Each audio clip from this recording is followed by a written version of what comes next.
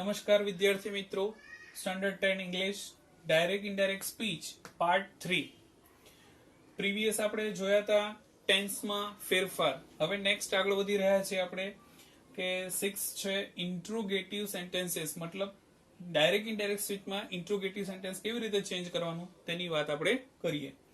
તો જોઈએ આપણે આરવી તરીકે આસ્ક્ડ મૂકવું, મતલબ કોઈ પણ પ્રશ્નાર્થ વાક્ય હોય તો સેડ ટુ ની જગ્યાએ શું મૂકી દેવાનું? આસ્ક્ડ.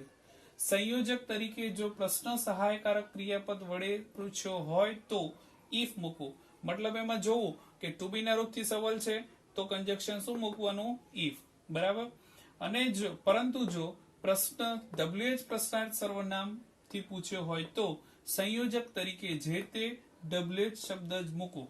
હવે બીજી વસ્તુ શું કે છે કે WH પ્રશ્ન સૂચક શબ્દથી સવાલ પૂછાયો હોય તો WH પ્રશ્ન સૂચક શબ્દ જ મૂકવો, મતલબ ઇફ મૂકવો નહીં. એક વસ્તુ ધ્યાન રાખવાનું આમાં કે ટુ બી ના રૂપથી સવાલ પૂછ્યો હોય તો ઇફ કંજક્શન લગાડવું, અને WH થી સવાલ પૂછ્યો હોય તો WH જાતે જ કંજક્શનના રૂપમાં આવે છે. એક્ઝામ્પલ દ્વારા મિત્રો સમજીએ. પહેલો સવાલ છે Satish said to Urvish can you bring my bag. બરાબર. છેલ્લે શું આવ્યું? પ્રશ્ન વાક્ય. એનો મતલબ હવે સેડ ટુ ની જગ્યાએ શું કરવાનું? આસ્ક્ડ. અત્યાર સુધી વિધાન વાક્યમાં આપણે ટોલ્ડ કરતા હતા, હવે પ્રશ્નાર્થ વાક્યમાં આરવી શું મૂકવાનું? Asked. Satish asked Urvish. Okay. ત્યાર પછી જોવાનું કે આ WH સવાલ છે કે ટુ બી ના રૂપથી છે. જો આ ટુ બી ના રૂપથી છે તો પછી કંજક્શન શું લગાડવાનું? ઇફ. ઓકે. આટલું થયા પછી હવે વાક્યને વિધાન વાક્ય કરવાનું. તો આમાં શું છે? Can you bring my bag, તો એને વિધાન વાક્ય શું કરાય? You can bring my bag, મતલબ યુ ને આગળ લાવો અને કેન ને પાછળ લઈ જાઓ. હવે યુ મતલબ કોણ? તો સામેવાળી વ્યક્તિ. કોણ છે? ઉર્વિશ. તો ઉર્વિશ નું અહીંયા શું લગાડ્યું મેં? હી. કેન નું કુડ, બ્રિંગ નું બ્રિંગ, માય બેગ એટલે બોલનારની બેગ. બેગ એટલે કોની છે? બોલનાર કોણ છે? સતીશ. તો સતીશ ની બેગ એટલે હીઝ બેગ. ફરી એકવાર, Satish asked Urvish if you મતલબ he could bring my bag એટલે સતીશ ની બેગ એટલે his bag. Second sentence Nilesh said to Tina where are you going. તો પહેલા પ્રશ્નાર્થ વાક્ય છે એટલે નિલેશ આસ્ક્ડ ટીના. થઈ ગયું એટલું. હવે ટુ બી ના રૂપથી ચાલુ નથી થયું એટલે ઇફ લગાડવાની જરૂર નથી, મતલબ વેર છે તો વેર જ લગાડવાનું, કોઈ ચેન્જીસ કરવો નહીં. ત્યાર પછી જોઈએ આપણે આર ને પાછળ યુ ને આગળ. યુ મતલબ કોણ છે? ટીના. તો ટીના નું અહીંયા શું કર્યું? શી. બરાબર. ઇઝ એમ આર નું વોઝ હોય તો શી સાથે વોઝ અને ગોઈંગ નો going. Third sentence Kinjal said to મેઘના હાઉ આર યુ. બરાબર. ક્વેશ્ચન છે એટલે કિંજલ આસ્ક્ડ મેઘના. WH છે તો હાઉ નું હાઉ. હવે યુ એટલે કોણ છે? મેઘના. તો મેઘના નું શી. ઇઝ એમ આર નું વોઝ વેર મતલબ she was. Fourth sentence I said comma inverted કોમામાં Jignesh where did I meet you last Sunday. Okay. તો હવે આ છે ને આઈ સેડ પછી કોમા કરીને જિગ્નેશ સંબોધન કર્યું છે, મતલબ આઈ બોલે છે તો સાંભળનાર કોણ? જિગ્નેશ. તો આઈ આસ્ક્ડ જિગ્નેશ. થઈ ગયું આટલું. WH નું WH મૂકી દીધું. બરાબર. હવે આઈ એટલે બોલનાર વ્યક્તિ કોણ છે? બોલનાર વ્યક્તિ પણ આઈ છે, મતલબ આઈ મતલબ બોલનાર વ્યક્તિ આઈ, તો અહીંયા પણ શું આવશે? આઈ. સપોઝ અહીંયા હી હોત તો અહીંયા શું આવી જાત? હી. અહીંયા શી હોત તો અહીંયા શું આવી જાત? શી. પણ અહીંયા આઈ છે તો આઈ નું પાછું આઈ જ રહેશે. ત્યાર પછી આપણો જૂનો નિયમ ડીડ પ્લસ V1 તો હેડ પ્લસ V3. તો અહીંયા હેડ, મીટ નું મેટ, યુ મતલબ કોણ છે? જિગ્નેશ. તો જિગ્નેશ નું હિમ, કારણ કે વર્બ પછી કર્મ વિભક્તિ. હવે લાસ્ટ સન્ડે નું થશે ધ પ્રીવિયસ સન્ડે. લાસ્ટમાં full stop. Fifth sentence Amit said to Anuradha is your mother ill. Amit question એટલે આસ્ક, અનુરાધા નો અનુરાધા, ટુ બી ના રૂપથી ચાલુ થયો એટલે ઇફ. બરાબર. હવે યોર મધર મતલબ કોની મધર? અનુરાધાની મધર એટલે હર મધર. ઇઝ નું વોઝ, ઇલ નું ઇલ. નેક્સ્ટ ટોપિક વિદ્યાર્થી મિત્રો ઇમ્પેરેટિવ સેન્ટેન્સ, મતલબ એનો થાય છે આજ્ઞાર્થ વાક્ય. આજ્ઞાર્થ વાક્યનું જ્યારે ઇનડાયરેક્ટ સ્પીચમાં રૂપાંતર થાય ત્યારે વાક્યના ભાવાર્થ પ્રમાણે અલગ અલગ રિપોર્ટિંગ વર્બ આવે છે. વાક્યના ભાવાર્થ અને રિપોર્ટિંગ વર્બ નીચે મુજબ છે. મતલબ હવે ઇમ્પેરેટિવ સેન્ટેન્સમાં શું કરવાનું, તો ઇન્વર્ટેડ કોમાની અંદર જે વાક્ય છે એ શું ભાવાર્થ દર્શાવે છે, જે ભાવાર્થ દર્શાવે એ ભાવાર્થ તમારે say to ની જગ્યાએ મૂકવાનો હોય છે.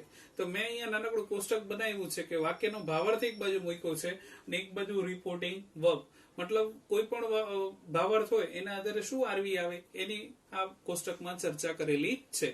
તો પહેલું છે વિનંતીનો ભાવાર્થ હોય તો એમાં રિક્વેસ્ટેડ આરવી મૂકવું, આજ્ઞા હોય તો ઓર્ડર્ડ, ફરજ દર્શક હુકમ હોય તો ઓર્ડર્ડ, સલાહ હોય તો એડવાઇઝ, સૂચન હોય તો સજેસ્ટેડ, સૂચના હોય તો ઇન્સ્ટ્રક્ટેડ, ચેતવણી હોય તો વોર્ન, ધમકી હોય તો થ્રેટન, માંગણી કઈ માંગણી આપણે કરતા હોય તો આસ્ક્ડ, અને કોઈ પણ ભાવ સ્પષ્ટ ન થતો હોય, ભાવાર્થ સ્પષ્ટ ન થતો હોય ત્યારે આપણે ટોલ્ડ અથવા આસ્ક્ડ પણ મૂકી શકાય છે. મતલબ છેલ્લું એવું વાક્ય છે કે જેમાં કોઈ ભાવ સ્પષ્ટ થતો નથી તો એમાં ટોલ્ડ અને આસ્ક્ડ પણ તમે કરી શકો છો.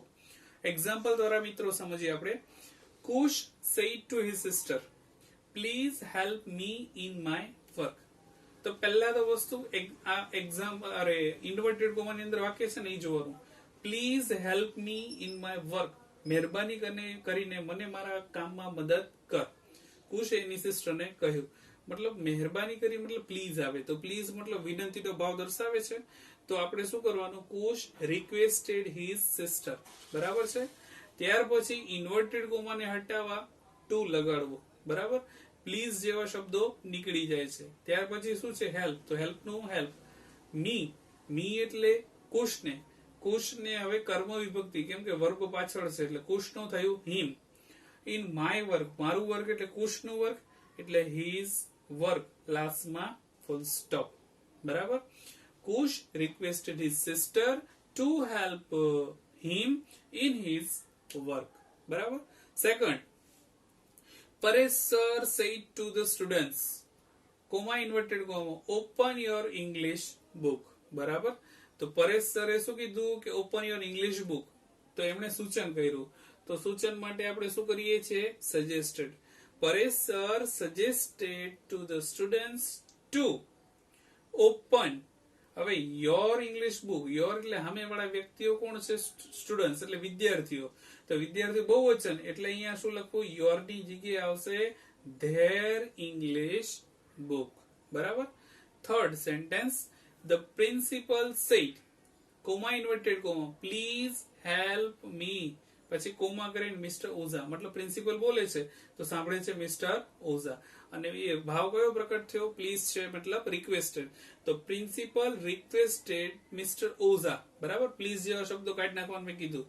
કન્જક્શન શું લગાડવાનું, ટુ, બરાબર. હેલ્પ નું હેલ્પ. હવે મી એટલે મને, મને એટલે કોને, પ્રિન્સિપલ ને, તો અહીંયા તમે હિમ લખી શકાય. Fourth, the traffic police said, don't park your car here. Traffic પોલીસે કીધું કે અહીંયા તારી કાર પાર્ક કરવી નહીં. તો ટ્રાફિક પોલીસ ઓર્ડર્ડ, પછી હવે ડોન્ટ શબ્દ આવ્યો, મતલબ આને નકાર વાક્ય કહેવાય, ઇમ્પેરેટિવ નું નકાર વાક્ય. તો જ્યારે પણ ડોન્ટ આવે તો ત્યારે તમારે શું કરવાનું, નોટ ટુ, બરાબર. Not to park your car, your મતલબ હીઝ કાર, પછી હિયર નું થઈ જશે there, okay. Fifth sentence, teacher said to the pupils, comma inverted comma, let us go to see the science fair.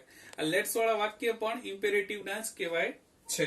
હવે અહીંયા let us લખ્યું, કેટલીક વાર એનું શોર્ટ ફોર્મ પણ આવે છે લેટ્સ, બરાબર. તો એ સેમ જ છે. તો જ્યારે પણ લેટ્સ વાળું વાક્ય આવે તો સેડ ટુ ની જગ્યાએ આપણે કરવાનું પ્રોપોઝડ અથવા suggested. The teacher proposed the pupils, એમાં કન્જક્શન શું લાગે, ધેટ. લેટસ ની જગ્યાએ મૂકવાનું they should. પછી go to see the science fair, go to see the science fair. મતલબ લેટ્સ વાળા વાક્યમાં ત્રણ વસ્તુ યાદ રાખવાની. પહેલી વસ્તુ proposed, બીજી વસ્તુ that, અને ત્રીજી વસ્તુ લેટસ ને કાઢીને they should નો ઉપયોગ થાય છે.